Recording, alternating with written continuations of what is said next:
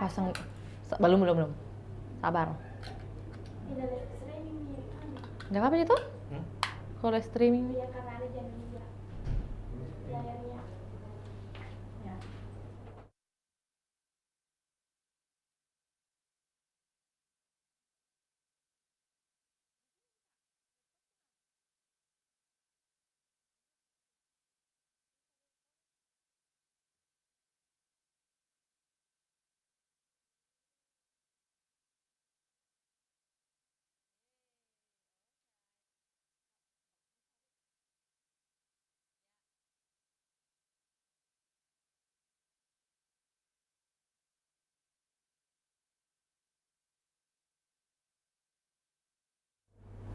Selamat siang Tribuners, jumpa lagi bersama saya Fiorena Jiretno dalam program Highlight Koran Tribun Timur, tentunya edisi di Jumat 11 Oktober 2024. Senang sekali bisa kembali berjumpa dengan Tribuners dan tentunya akan menyajikan berita yang telah dimuat dan juga dihimpun oleh rekan kerja kami bersama dan juga akan kami tampilkan juga di layar kaca Anda nantinya di beberapa menit ke depan. Namun sebelum itu bagi Tribuners yang ingin berlangganan bersama kami bisa menghubungi kami secara langsung di nomor 0411 811 5500 atau menghubungi kami langsung juga via SMS maupun WA dengan nomor seluler di 081 1413 5555. Dan di halaman pertama kita sudah hadir juga headline yang tentunya akan memantik kita lebih jauh membahas topik-topik yang hangat diperbincangkan dan juga kami tampilkan informasi aktual pastinya menyoal bagi-bagi uang paslon dibatalkan. Dan headline ini muncul sejalan dengan telah dilaksanakannya satu program diskusi yang berlangsung di Tribun Timur kemarin pada Kamis 10 Oktober 2024 dan hadir langsung bersama kami perwakilan dari Komisioner KPU Provinsi Sulawesi Selatan yaitu Bapak Hasrudin Hussein. Dan ada beberapa poin yang tentunya hadir dan kami akan bagikan juga kepada Tribuners menyoal KPU yang meminta masyarakat laporkan pasangan calon yang melakukan money politik. Kemudian headline selanjutnya atau poin selanjutnya menyoal daster boleh. Dalam hal ini alat kampanye yang dibagikan daster dibolehkan, sedangkan untuk barang pokok atau bahan pokok seperti beras itu tidak diperbolehkan, Tribuners. Poin selanjutnya lagi adalah pemberian calon kepala daerah ke masyarakat itu seperti apa yang dibolehkan. Kemudian tidak dilarang beri pakaian sebagai bahan kampanye asalkan di bawah harga Rp100.000. Nah, untuk itu calon kepala daerah boleh memberikan barang kepada calon pemilih. Syaratnya dalam bentuk pakaian seperti misalnya daster, sarung, jilbab, topi, peci, celana, baju, dan sebagainya. Dan harganya di bawah Rp100.000. Selain itu, di barang yang diberikan itu harus tertera atribut calon, lengkap misalnya dengan nama atau juga nomor urutnya. Atau mungkin istilahnya adalah logo yang biasanya dipasangkan di barang-barang atau pada barang-barang yang akan diberikan kepada masyarakat. Lebih lanjut lagi bahwa pemberian seperti itu dibenarkan karena dianggap sebagai bahan kampanye lainnya dan tentunya diatur dalam peraturan Komisi Pemilihan Umum. Dan Uceng Sapaan Hasrudin menegaskan pemberian dalam bentuk uang itu pastinya dilarang sama sekali. Termasuk uang transportasi ke tempat kampanye juga dilarang, tapi boleh memberikan voucher bensin dan hadiah. Jadi kalau secara uang tunai ataupun juga kris, ya seperti saat ini digitalisasi semakin berkembang, itu sebenarnya tidak dibolehkan untuk pemberian seperti itu. Tapi jika diberi dalam bentuk voucher, misalnya voucher bensin, itu diperbolehkan. Nah, beras dan minyak goreng juga tidak boleh karena tidak termasuk bahan kampanye lainnya, ujar Uceng. Dan tentu hadir dalam talk show juga di lobi gedung Tribun Timur puluhan aktivis mahasiswa atau juga mahasiswa aktif dari Universitas Hasanuddin, kemudian ada juga dari UNM, UIN Alauddin, UMI, Unismu, dan tentunya dari beberapa perguruan tinggi lainnya. Menyoal politik uang ini ada 4 perilaku money politik atau politik uang yang sering terjadi di setiap pemilihan kepala daerah maupun pemilihan legislatif. Lebih lanjut lagi bahwa seluruh elemen harus tersimpul satu sama lain dan tidak boleh terpecahkan. Pasalnya, persoalan money politik bukan hanya kerjaan dari penyelenggara KPU dan Bawaslu saja. Segmentasi masyarakat, pemilih pemula, organisasi kemasyarakatan, unsur media, kemudian tokoh masyarakat, kelompok-kelompok rentan, perempuan, anak, dan disabilitas itu harus menjadi bagian satu sama lain. Dari informasi bagi-bagi uang yang tentunya harus dihindari dari masa kampanye ini, ada juga beberapa jadwal debat kandidat Pilkada serentak di Sulawesi Selatan, Tribuners. Dan nantinya akan diawali oleh debat Pilkada Goa di tanggal 15 Oktober nantinya. Dan debat kedua dari Pilkada Goa di tanggal 29 Oktober 2024. Nah, untuk provinsi atau khususnya pemilihan Gubernur Sulawesi Selatan sendiri, debat pertamanya jatuh pada tanggal 28 Oktober dan debat kedua di tanggal 10 November. Nah, debat pertama ini dan debat kedua masing-masing itu jatuh di tanggal spesial atau di momen hari spesial karena 28 Oktober seperti kita ketahui adalah Hari Sumpah Pemuda, kemudian 10 November adalah Hari Pahlawan. Dan itulah mungkin yang menjadi alasan dipilihnya tanggal tersebut juga sekaligus melakukan agenda debat kandidat Pilkada. Dari jadwal debat kandidat bisa disaksikan di layar kaca Anda saat ini, Tribuners. Tentunya ada beberapa agenda atau jadwal yang kami tampilkan dan rencananya juga ada beberapa daerah yang masih dalam perencanaan istilahnya. Yang saat ini sedang tayang di layar kaca Anda saat ini adalah Pilkada Lutim, Pilwali Makassar, kemudian Pilkada Goa, Pilkada Takalar yang sudah pasti ya, kemudian Pilkada Bone, Pilkada Jeneponto, Pilkada Bantaeng, Pilkada Sopeng, Pilkada Wajo masih dalam proses. Kemudian bisa di-scroll lagi.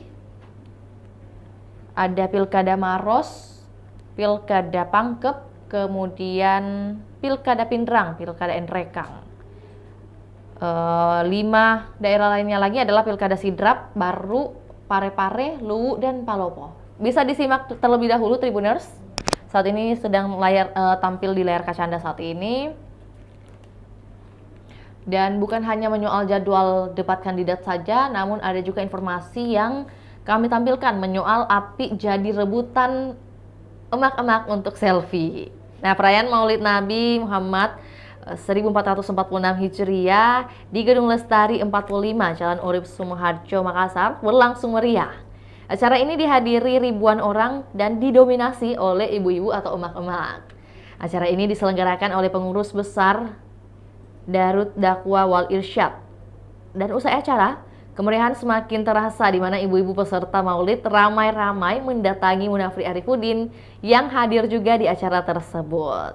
Mereka mengajak Munafri atau Api untuk berselfie. Dan tentunya kehadiran Munafri Arifudin atau akrab disapa Api ini menjadi daya tarik tersendiri bagi emak-emak. Hal itu terlihat kala emak-emak berusaha mendekat untuk mengambil foto bersama. Ini juga sekaligus emak-emaknya dapat peluang gitu ya, foto bareng calon wali kota Makassar. Dan selanjutnya ada informasi juga mengenai kisah Kiai Sudirman yang mengurus gratis 1.500 jenazah dan rintis pekuburan syar'i. Nah, menyoal hal ini tentunya pengantar yang kami tampilkan menyoal mati itu keniscayaan. Mengurus jenazah bukan sekedar cara meneguhkan iman, melainkan bentuk peradaban sekaligus penghormatan kepada orang terkasih. Toh, kelak kita semua akan mati dan di kota-kota besar seperti Makassar, fenomena kian tingginya biaya pengurusan jenazah jadi keniscayaan baru. Nah, atas dasar iman dan kemanusiaan, Kiai Haji Sudirman menggratiskan jasa perongkosan jenazah di kota Makassar. Awal kisah Kiai Sudirman ini menggratiskan rukun mayat jadi jenazah dimulai dari samping rumahnya di pemukiman padat Rapokaling Timur, Talo Utara, Makassar. Jenazah COVID-19 tetangganya 4 tahun lalu jadi titik baru arah dakwah nyata Kiai Haji Sudirman. Di masa itu semua jenazah seolah jadi medium transmisi virus corona. Semua takut, semua jenazah akan di-screening dengan prosedur swab atau rapid test lebih dahulu. Begitu protokol kesehatan dari pemerintah dan juga WHO pastinya, yang menolak berurusan dengan aparat Satgas Covid, bahkan tak sedikit jadi urusan polisi dan juga TNI. Baginya, kematian itu pasti, maut adalah takdir sekaligus misteri untuk semua. Namun, mengurus jenazah adalah salah satu cabang keimanan seorang muslim. Pun setelah urusan memandikan, mengkafani, mensalati, dan menguburkan jenazah selesai, duka kematian juga menyisakan beban biaya pastinya. Dan disampaikan bahwa bagi Sudirman, kedukaan adalah bentuk keridaan atas takdir Allah. Jangan sampai menyiksa mereka yang ditinggal. Dan tentunya Tribuners, dari kisah ini Tribuners bisa akses baca di berita terbaru kami juga di website www.tribuntimur.com. Dan tentunya tidak sampai di halaman pertama saja, kita akan beralih ke halaman berikutnya. Halaman berikutnya akan kita ulas adalah halaman 3 dengan rubrik Sulawesi Selatan. Hadir juga beberapa informasi dari kabupaten kota yang ada di Provinsi Sulawesi Selatan, di mana yang pertama akan kita bahas dari Kota Makassar. Menyoal PJ Bupati Ahmadi yang mengatakan Pinrang surga investasi Sulawesi Selatan. Di mana DPM PTSP gelar forum investasi kelima Tribuners. Oleh PJ Bupati Pinrang, ia berstatement bahwa saya mendukung penuh inisiatif kegiatan yang digelar oleh DPM PTSP Kabupaten Pinrang, dan apalagi dengan melihat manfaat atau output seperti yang telah disebutkan, bahwa ada peningkatan nilai investasi sejak PIF digelar tahun 2019. Nah, saat ini di layar kaca Anda bisa disaksikan Tribuners saat membuka acara bertema akselerasi pertumbuhan ekonomi daerah melalui industri hilirisasi itu, Ahmadi PJ Bupati Pinrang sejak tahun 2024, tepatnya di bulan Februari, mengaku bangga dan mendukung penuh inisiatif yang digelar DPM PTSP Pinrang di bawah kepemimpinan Andi Mirani. PJ Bupati juga mengapresiasi Andi Mirani yang disebutnya gadis inovatif karena berhasil menghasilkan sejumlah prestasi dengan adanya program-program inovatif kemudahan investasi. Dan Ahmadi tentunya mengajak para pihak, OPD, mitra usaha, pemerintah provinsi, hingga kementerian lembaga, bahkan perguruan tinggi, untuk bersama-sama membantu pengembangan potensi sumber daya alam di Kabupaten Pinrang melalui program investasi bersama. Nah, beberapa poin yang juga disinggung oleh atau perlunya menjawab ekspektasi agar tenaga kerja tersedia di Pinrang, tentunya agar dapat diserap dalam program investasi di masa depan. Untuk itu, saat pemaparan, Kadis Mirani memperkenalkan sejumlah investor yang bersedia menanam modal seperti PT Fusion dari Cina, kemudian Platinum Cinema hingga PT WPD Indonesia Energi yang akan investasi produksi listrik tenaga angin di Desa Alita, Kecamatan Matiro Bulu senilai 2 triliun rupiah. Bisa dibantu scroll, teman-teman. Di layar kaca Anda saat ini kami tampilkan juga dokumentasi dari Ibu Mirani yang saat melakukan presentasi menyoal sejumlah investor yang sudah bersedia menanamkan modalnya di Kabupaten Pinrang. Nah, Andi Mirani menyebut bahwa PIF 2024 ini merupakan pelaksanaan yang kelima kalinya sejak dimulai tahun 2019. Ia menyebutkan ada beberapa rangkaian acara PIF 2024 kali ini, sebagaimana tahun-tahun sebelumnya, yaitu penandatangan kerjasama investasi dan program dengan sejumlah pihak. Kemudian lebih lanjut lagi bahwa tim DPM PTSP memaparkan capaian kinerja pertumbuhan investasi di depan seratusan peserta. Secara berturut-turut, Mirani menyebut mulai tahun 2020 hingga 2023, nilai investasi terus meningkat di Kabupaten Pinrang bahkan saat COVID-19 mendera, di mana nilainya mulai dari angka 1,7 triliun rupiah, lalu naik di angka 1,86 tahun 2021, lalu naik lagi di angka 1,96 tahun 2022, serta di tahun 2023 mencapai di angka 2,17 triliun rupiah. Nah, kita dari Kabupaten Pinrang ada juga menyoal jaringan internet kuat meski diterpa angin kencang. Datangnya dari Kabupaten Cineponto, yang dimana ia menceritakan bahwa bagaimana seluruh anggota keluarganya beralih ke kartu provider Tri karena kualitas jaringan yang stabil dan harga yang terjangkau. Rani menjelaskan bahwa sejak keluarganya mulai menggunakan kartu Tri, mereka hampir tidak mengalami masalah jaringan. Ia menambahkan sebelumnya keluarganya menggunakan provider lain, tetapi akhirnya memilih beralih ke Tri setelah merasakan perbedaan kualitas jaringan. Dan tidak hanya Rani, tetapi hampir seluruh keluarganya kini menggunakan kartu Tri untuk berbagai keperluan sehari-hari. Masing-masing anggota keluarga memanfaatkan jaringan Tri untuk kegiatan yang berbeda pastinya, di mana ibu biasa nonton YouTube, kemudian mendengarkan kajian agama dan buka TikTok. Kalau saudaranya atau lebih tepatnya kakaknya digunakan atau menggunakan Tri untuk jualan produk dan mencari materi mengajar. Nah, kalau adiknya sendiri pakai untuk mempromosikan jualan handphonenya. Keluarga ini bahkan mengakui bahwa kekuatan jaringan Tri tetap stabil meskipun cuaca buruk melanda. Rani mencontohkan bagaimana jaringan Tri berfungsi baik di tengah angin kencang yang seringkali memengaruhi jaringan provider lain di daerah mereka.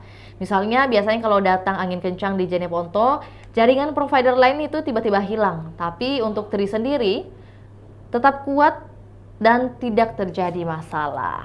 Itulah salah satu testimoni yang hadir dari salah satu warga yang merupakan warga Kabupaten Jeneponto. Tidak sampai di Kabupaten Jeneponto saja, ada juga informasi dari Kabupaten Palopo, Kota Palopo maksud saya.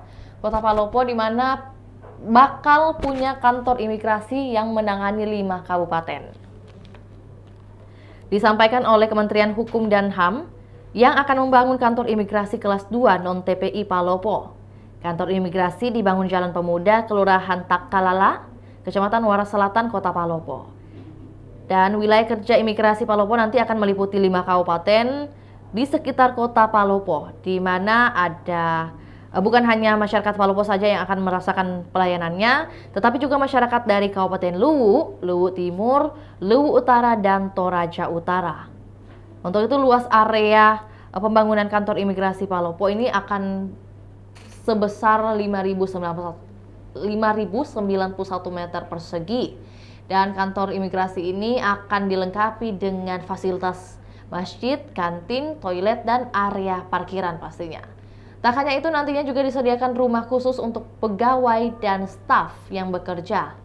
Untuk itu, Kakanwil Kemenkumham Sulawesi Selatan tentunya menargetkan pembangunan selesai pada Desember 2024, sehingga kantor tersebut sudah dapat digunakan pada tahun 2025. Nah, 2 informasi lainnya lagi dari rubrik Sulawesi Selatan ini adalah 2 bocah TK meninggal berenang di Empang.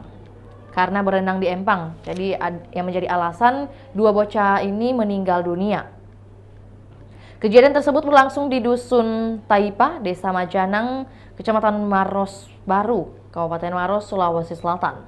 Kepala Puskesmas Maros Baru, Lukman, mengungkapkan bahwa korban pertama berinisial AAA yang berusia 5 tahun dan KRN yang berusia 5 tahun juga. Ia menyebutkan bahwa kedua bocah tersebut dibawa ke puskesmas sekitar pukul 12.30 waktu Indonesia Tengah. Empang tersebut terletak di Dusun Taipa, Desa Majanang, Kecamatan Maros Baru. Dan untuk itu, kepala desa tersebut atas nama Junaidi menjelaskan bahwa kejadian ini bermula sekitar pukul 11 siang waktu Indonesia Tengah. Saat itu korban bersama temannya baru saja pulang dari sekolah TK Inayah dan kemudian pergi ke Empang yang baru digali untuk mandi-mandi.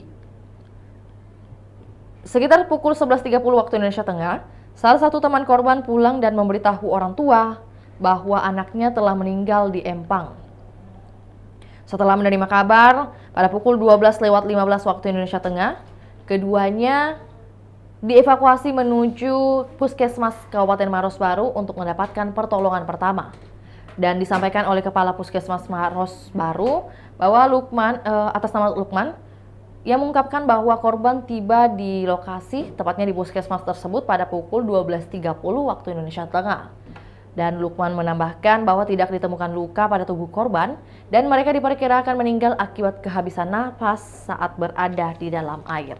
Tentunya kami juga mengirimkan turut berduka cita bagi keluarga yang ditinggalkan atas meninggalnya 2 bocah TK tersebut.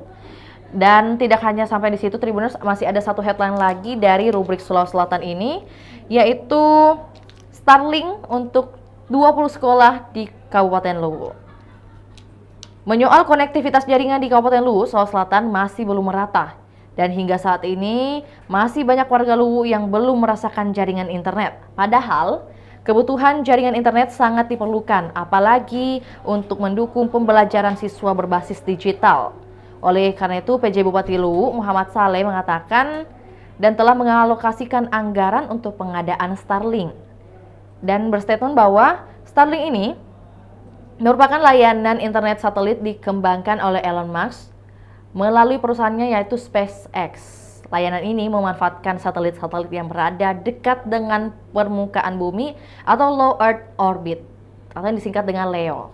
Nah, Starlink mengandalkan konstelasi ribuan satelit kecil di orbit rendah sehingga bisa mentransmisikan data dengan kecepatan tinggi. Ujungnya bisa menyediakan akses internet yang cepat dan handal. Dan Starlink ini bisa memberikan akses internet di wilayah-wilayah terpencil yang sulit dijangkau kabel serat optik. Khusus di Luwu ada 3 kecamatan jadi target Muhammad Saleh. Ketiganya yaitu Kecamatan Latimojong, Bastem, dan Bastem Utara. Dan dari informasi rubrik Sulsel ini ada juga kami tampilkan dokumentasi yang tersangka yang ditahan, di mana 4 orang tersangka dugaan korupsi res area Minibira menjalani penahanan. Mereka adalah Direktur CV Karya Wafik Global Vika Aprilia Dewi Putri dan juga pelaksana pekerjaan lapangan Malik. Penghubung antara kontraktor dan pihak ketiga yaitu Ahmad Dhani serta pejabat pembuat komitmen, pejabat di Dinas PU Bina Marga Provinsi Sulawesi Selatan, Andika Dadapi Harun. Tidak sampai di halaman Sulsel Tribuners atau di halaman 3 kita akan beralih ke halaman 6 untuk rubrik Makassar. Tentunya beberapa headline juga hadir di mana PJS Wali Kota usulkan 3 nama PJ Sekda. Yang pertama adalah nama dari Dr. Andes Haji Irwan Rusfiadi Adnan. Lengkap kami tampilkan dengan profil yang bersangkutan, di mana pangkat atau golongan dari Irwan Adnan ini saat ini menjabat sebagai pembina utama muda dan jabatannya sebagai staf ahli bidang perekonomian, pembangunan, dan sosial. Yang kedua ada Haji Muhammad Mario Said, SIP MSI. Dengan pangkat atau golongan yaitu selaku pembina utama muda golongan 4. Jabatan saat ini staf ahli bidang pemerintahan, hukum, dan politik. Dan yang terakhir adalah Andi Muhammad Yasir. Dengan pangkat atau golongan yaitu selaku pembina utama muda maksud saya, dan jabatannya adalah asisten pemerintahan dan kesejahteraan rakyat. Nah, menyoal PJS Wali Kota Makassar, Andi Arwin Aziz mengusulkan 3 nama pengisi kursi PJ Sekda. Nama-nama tersebut berdasarkan surat Wali Kota Makassar yang ditujukan kepada PJ Gubernur Sulawesi Selatan. Dari 3 nama itu, 2 diantaranya ialah pejabat yang diparkir oleh Wali Kota Makassar definitif, Dani Pomanto, ialah Irwan Rusfiadi Adnan dan Mario Said. Nah, Irwan Rusfiadi Adnan ini merupakan staf ahli bidang perekonomian, pembangunan, dan sosial, sementara Mario Said adalah staf ahli bidang pemerintahan. Sementara Andi Muhammad Yasir saat ini menjabat sebagai asisten pemerintahan dan kesejahteraan rakyat. Dikonfirmasi awak media oleh PJS Wali Kota Makassar, Andi Arwin Aziz, yang menjawab singkat bahwa jika surat tersebut belum ditandatangani. Oleh karena itu, PJ Sekda yang akan menjabat pasca masa jabatan Firman Hamid Pagara berakhir di tanggal 17 Oktober mendatang, tunggu saja hasilnya dari provinsi. Nah, terpisah, Kepala Badan Kepegawaian dan Pengembangan Sumber Daya Manusia Kota Makassar yaitu Ahmad Namsin juga enggan berkomentar banyak. Dia hanya mengatakan jika masa jabatan Firman Hamid Pagara sebagai PJ Sekda Kota Makassar akan berakhir di tanggal 17 Oktober mendatang. Namun soal usulan nama yang akan menggantikan Firman sebagai PJ Sekda itu masih menjadi keputusan pimpinan. Dan diketahui masa jabatan Firman Hamid Pagara seperti yang disampaikan di awal-awal akan berakhir pada tanggal 17 Oktober mendatang. Dan Firman saat ini menjabat sebagai PJ Sekda hampir selama 9 bulan. Wali Kota dan Pemantau memperpanjang masa jabatan Firman sebanyak 2 kali.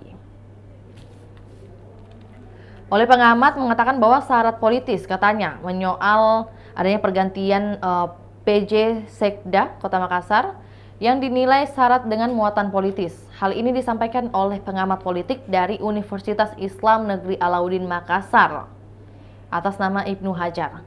Ibnu Hajar menegaskan bahwa PJ Wali Kota Makassar harus berhati-hati dalam mengambil kebijakan terutama di tengah situasi politik saat ini.